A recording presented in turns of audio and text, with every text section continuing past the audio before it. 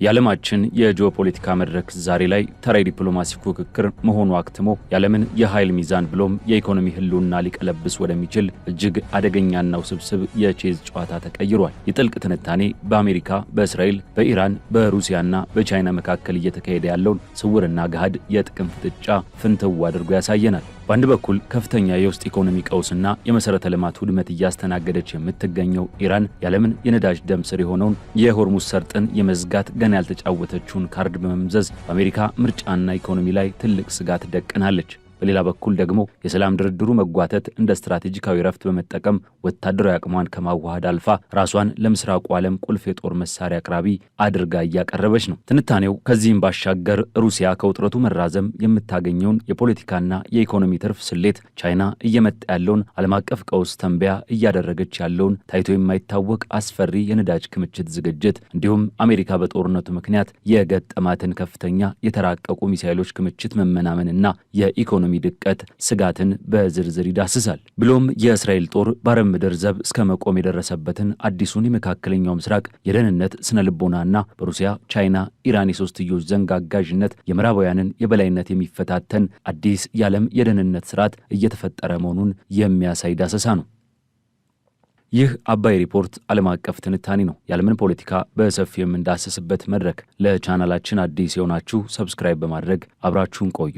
የዓለም የፖለቲካና የደህንነት መልክዓ ምድር በአሁኑ ሰዓት ከመቼውም ጊዜ በላይ እጅግ አስፈሪና እንቆቅልሽ በበዛበት የቼዝ ጨዋታ ውስጥ ገብቷል። ይህንን የጂኦፖለቲካ ፍጥጫ ስንመለከት ልክ ሀያላኑ ሀገራት የጦር መሳሪያቸውን ደግፈው ትንፋሽ እየሰበሰቡ ያሉ ቢመስልም ከትዕይንቱ ጀርባ ግን ዓለምን ወደማትወጣው አዘቅት ሊያስገባ የሚችል እጅግ ውስብስብ የስትራቴጂ ሽረባ እየተካሄደ መሆኑን በቀላሉ መረዳት እንችላለን። በተለይም በአሜሪካ፣ በእስራኤል፣ በኢራን፣ በሩሲያና በቻይና መካከል ያለው የጥቅም መስተጋብር አሁን ላይ የዲፕሎማሲን በር ዘግቶ የጉልበትና የተንኮል አውድማ ሆኗል። እስኪ ነገሩን ከተፈጠረው አዲስ የኢራን ስትራቴጂካዊ እርምጃዎችና ከሀያላኑ ዝምታ ጀርባ ካለው እውነት አንጻር እንየው። የኢራን ፓርላማ አፈጉባኤና የሀገሪቱ ዋና ተደራዳሪ የሆኑት መሐመድ ባጋር ቃሊባፍ በቅርቡ ያደረጉት ንግግርና ያስተላለፉት መልእክት ዋሽንግተንን በእጅጉ ያነቃነቀ ሆኗል። ነገሩ እንዲህ ነው። አሜሪካና እስራኤል በኢራን ላይ የሚያደርጉትን ጫናና ጥቃት የሚቀጥሉ ከሆነ ቴህራን አሁንም ቢሆን የዓለምን ኢኮኖሚ አንቆ መያዝ የሚያስችል ገና ያልተጫወተችው ካርድ በእጇ እንዳለ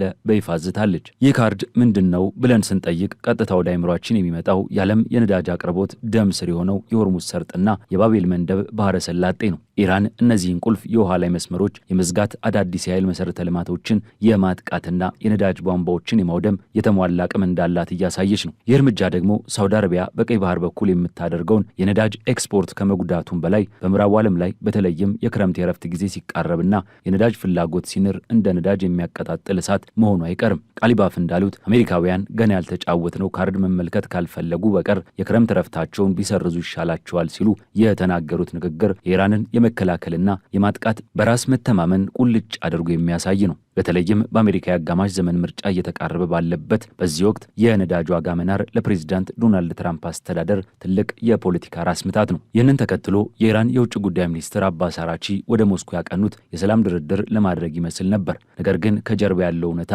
ከዚህ ፈጽሞ የተለየ ነው። አራቺ ከፕሬዚዳንት ቭላዲሚር ፑቲን ጋር የተወያዩት ጦርነቱን እንዴት ማቆም እንደሚቻል ብቻ ሳይሆን ኢራን ያካበተችውን ከፍተኛ የበለጸገ ዩራኒየም ሩሲያ እንድትቀበላት ለማድረግ ጭምር ነው የሚሉ በርካቶች ናቸው። ይሁን እንጂ ፑቲን በዚህ ጉዳይ ላይ ምንም አይነት መቸኮል አይታይባቸውም። ለምን ቢባል ሩሲያ ከዚህ የጥቅም ግጭት የምታገኘው የራሷ የሆነ ትልቅ ትርፍ አላት። በዩክሬን ጦርነት ምክንያት የነዳጅ ኤክስፖርት አቅሟ የተጎዳባት ሩሲያ በመካከለኛው ምስራቅ ያለው ውጥረት የዓለምን የነዳጅ ዋጋ እንዲያንሰራራ ማድረጉ በእጅግ ይጠቅማታል። ከዚህም ባሻገር ከኳታር ወደ አውሮፓ የሚሄደው የተፈጥሮ ጋዝ መስመር መስተጓጎሉ አውሮፓውያን በኃይል አቅርቦት ዙሪያ ለሞስኮ ፍላጎት ይበልጥ ተለዋጭ እንዲሆኑ ያደርጋቸዋል። ስለዚህ ፑቲን የኢራንንና የአሜሪካን ውጥረት ሆን ብለው በማራዘም የምዕራባውያንን ትኩረት ለመከፋፈልና ጫናቸውን ለማቃለል እየተጠቀሙበት ይገኛሉ። የነገሩ አሳሳቢነት እዚህ ላይ አያበቃም። አራቺ ከሞስኮ መልስ ወደ ኦማን ያቀኑት ሌላ አስደንጋጭ የስትራቴጂ ሀሳብ ይዘው ነበር። ይኸውም በሆርሙዝ ሰርጥ ለሚያልፉ መርከቦች የማቋረጫ ክፍያ ወይንም ቀረጥ የመጣል ጉዳይ ነው። ይህ ሀሳብ የተባበሩት የተባበሩት አረብ ኤምሬትስ ኩዌትን፣ ኳታርንና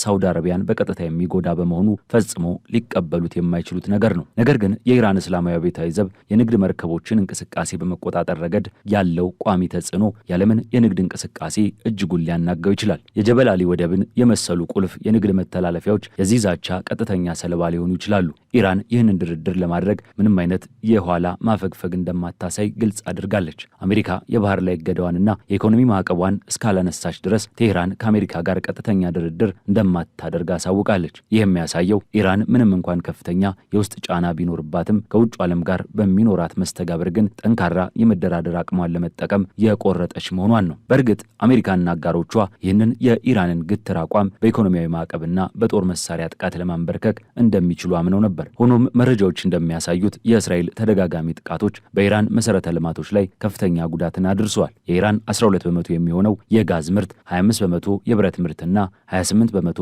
የፔትሮኬሚካል አቅም ወድሟል። የምግብ ግሽበት ከ100 በመቶ በላይ ደርሷል። የኢንተርኔት መቋረጥ ንግዱን አሽመድምዶታል። ብሎም በሚሊዮን የሚቆጠሩ ኢራናውያን ስራ አጥተዋል። በ2026 የሀገሪቱ ኢኮኖሚ ከ10 በመቶ በላይ ይኮማተራል ተብሎ ይጠበቃል። ይህም የህዝቡን የኑሮ ሁኔታ ወደ ከፋ የድህነት አዘቅት እንደሚከተው አያጠራጥርም። የዚህ የውስጥ ፖለቲካና ኢኮኖሚያዊ ቀውስ መባባስን ተከትሎ መንግስት በበርካታ ከተሞች ከ250 በላይ ሰዎችን ማሰሩ የሁኔታውን አሳሳቢነት ያሳያል። ይሁን እንጂ የኢራን መንግስት እነዚህ ሁሉ የውስጥ ችግሮች እያሉም የመከላከል አቅሙንና ብሔራዊ ክብሩን አሳልፎ ለመስጠት ፈጽሞ ፈቃደኛ አይደለም። ይልቁንም አደጋው ሲበረታ ብሔራዊ ስሜቷንና ወታደራዊ ቁመናዋን ይበልጥ እያጠናከረች ትገኛለች። እዚህ ላይ ነው እንግዲህ የጂኦፖለቲካው አስገራሚ ገጽታ ብቅ የሚለው። ከጥቂት ዓመታት በፊት ቢሆን ኑሮ እንደ ፊልም ወይንም እንደ ሳይንስ ልብ ወለድ ሊቆጠር የሚችለው እውነታ ዛሬ ላይ ተከስቷል።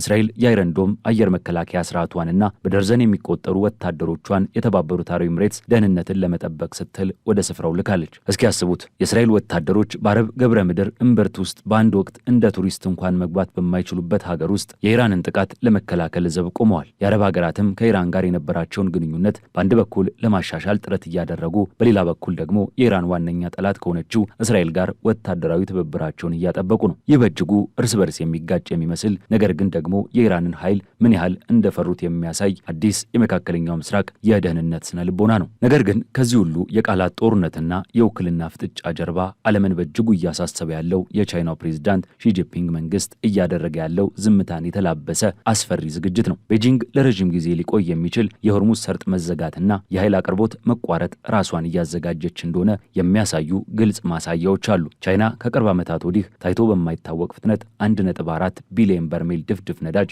አከማችታለች። የአሃዝ አሜሪካ ካላት የስትራቴጂክ ነዳጅ ክምችት እጅግ የላቀ ነው። እጅግ የሚያስገርመው ደግሞ የዓለም የነዳጅ ዋጋ ኑሮ በአንድ በርሜል $150 በገባበት የገበያ ሁኔታ ውስጥ እንኳን ቻይና ነዳጅ ከመግዛትና ከማከማቸት ወደ ኋላ ለማለቷ ነው። በተለምዶ ሀገራት ነዳጅ የሚያከማቹት ዋጋ ሲረክስ ነው። ቤጂንግ ግን ውድ ዋጋ እየከፈለችም ቢሆን የኃይል ክምችቷን ማሳደጓ የዓለም የኢኮኖሚ ቀውስ መምጣቱ አይቀርም ብላ በጽኑ እንዳመነች ያሳያል። በቻይና የ15ኛ ዓመት የልማት እቅድ ሰነድ ላይ ደህንነት የሚለው ቃል ከ150 ጊዜ በላይ መደጋገሙ ቤጂንግ ለከፋ ኢንዱስትሪና የንግድ መስተጓጎል እያደረገች ያለውን አትኩሮት ቁልጭ አድርጎ ያሳያል። ቻይና የሆነ የምታውቀው፣ ምዕራባውያን ግን በቸልተኝነት ያለፉት ትልቅ መጪ አደጋ መኖሩን በርካቶች እየተነበዩ ነው። በሌላ በኩል ዩናይትድ ስቴትስ የገጠማት ፈተና የጦር መሳሪያ እጥረትና የኢኮኖሚ ድቀት ስጋት ነው። የኢኮኖሚ ባለሙያዎች እንደሚያስጠነቅቁት የኢራንና የአሜሪካ ውጥረት የዓለምን የነዳጅ ዋጋ በማናር በአሜሪካ ላይ ከ3 በመቶ በላይ የሆነ የዋጋ ግሽበት ሊያስከትል ይችላል። ይህ ደግሞ የሸማቾችን የመግዛት አቅም ከማዳከሙም በላይ አሜሪካን ወደ ከፋ የኢኮኖሚ ድቀት ሊያስገባት ይችላል። የትራምፕ አስተዳደር ዋነኛ የፖለቲካ ትሩፋት የነበረው የነዳጅ ዋጋ ቀነሳ ቃል ኪዳን ውሃ የሚያስበላ ክስተት ነው። ከዚህ የከፋው ደግሞ የአሜሪካ ወታደራዊ አቅም ፈተና ላይ መውደቁ ነው። መረጃዎች እንደሚጠቁሙት በቀጠናው አዲስ ጦርነት ቢፈነዳ አሜሪካ በኢራን ላይ በወሰደቻቸው እርምጃዎች ምክንያት የተራቀቁ ሚሳይሎቿን ክምችት እያሟጠጠች ነው። እስካሁን ባለው መረጃ አሜሪካ ካላት የታድ አየር መከላከያ ኢንተርሴፕሽኖች 50 በመቶውን፣ ከፓትሪዮት ሚሳይሎች 50 በመቶውን፣ ከቶም ሃዋክ ክሩዝ ሚሳይሎች 30 በመቶውን እንዲሁም ይበልጥ ትክክለኛነት ካላቸው የተራቀቁ ሚሳይሎቿ ከ40 በመቶ በላይ የሚሆኑን ተጠቅማ አጠናቃለች። ይህ ማለት የዋሽንግተን የጦር መሳሪያ ማከማቻ ባዶ የመሆን አደጋ አንዣቦበታል። እነዚህ ውድና ውስብስብ መሳሪያዎች መልሶ ለማምረት ደግሞ ረጅም ዓመታትን ይወስዳል። ስለዚህ ፔንታጎን አዲስ የሙሉ ጊዜ ጦርነት ውስጥ ለመግባት የሚያስችል በቂ ትጥቅና ድፍረት አለው ወይ የሚለው ጥያቄ የበርካቶችን አእምሮ እየሞገተ ይገኛል። እነዚህን ክፍተቶች በደንብ የተረዳችው ኢራን የቆመውን የሰላም ድርድር እንደ ውድቀት ሳይሆን እንደ ወርቃማ የስትራቴጂ ረፍት እየተጠቀመችበት ትገኛለች። ቴህራን ጦርነቱ እንዳበቃ አታስብም። ይልቁንም የመከላከያ አቅሟን በሚያስገርም ፍጥነትና ጥበብ እያዋሃደች ነው። የኢራን እስላማዊ አብዮታዊ ዘብና መደበኛው የሀገሪቱ ጦር የየራሳቸውን የአየር መከላከያ ስርዓቶች በብሔራዊ የአየር መከላከያ ጠቅላይ መምሪያ ስር በማዋሃድ ከመቼውም ጊዜ በላይ ጠንካራና የተናበበ ወታደራዊ መዋቅርን ፈጥረዋል። የኢራን ጦር ቃል አቀባይ ብርጋዴር ጄኔራል መሐመድ አክሬሚያኒያ እንደተናገሩት በቅርቡ በተደረገ የ40 ቀናት ተከታታይ ጦርነት ኢራን ጠላቶቿን በማደናገር መከላከያዎቻቸውን በማዳከምና ጥቃቷ ኢላማውን መምታቱን በማረጋገጥ ረገድ የተዋጣለት የጋራ ኦፕሬሽን የማካሄድ ብቃቷን በተግባር አሳይታለች። ነገሩን ይበልጥ አነጋጋሪ የሚያደርገው ኢራን ከጥቃት መከላከል አልፋ የራሷን የጦር መሳሪያ ቴክኖሎጂ ለዓለም ገበያ በተለይም ለምስራቁ ጎራ ማስተዋወቅ መጀመሯ ነው። በቢሽኬክ በተካሄደው የሻንጋይ የትብብር ማህበር የመከላከያ ሚኒስትሮች ስብሰባ ላይ የኢራን ምክትል መከላከያ ሚኒስትር ሬዛ ታላኢኒክ ሀገራቸው በተግባር የተፈተኑትንና ጦርነት ያሸነፉትን የድሮን መንጋዎች፣ የሚሳኤል ስርዓቶችና የአየር መከላከያ ቴክኖሎጂዎችን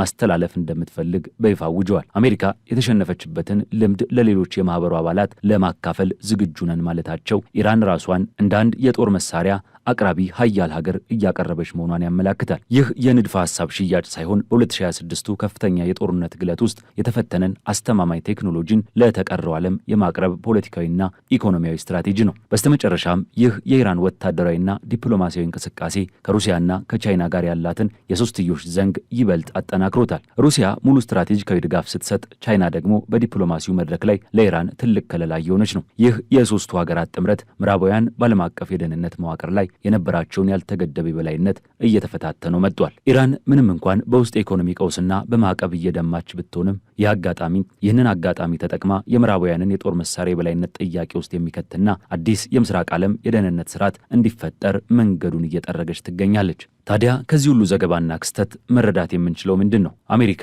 በነዳጅ ዋጋ ንረትና በሚሳኤል እጥረት ስትፈተን፣ የአረብ ሀገራት በኢራን ዛቻና በእስራኤል ወታደራዊ ጥገኝነት መሃል ሲዋዥቁ፣ ቻይና በሚስጥር ነዳጅ ስታከማች፣ እንዲሁም ኢራን ውስጣዊ ቁስሏን ታግሳ አዳዲስ የጦር ቴክኖሎጂዎችን ስታመርት ዓለማችን ወደ አዲስና ማንም ወደማይገምተው የኃይል ሚዛን ሽግግር እያመራች መሆኑ አይደለምን?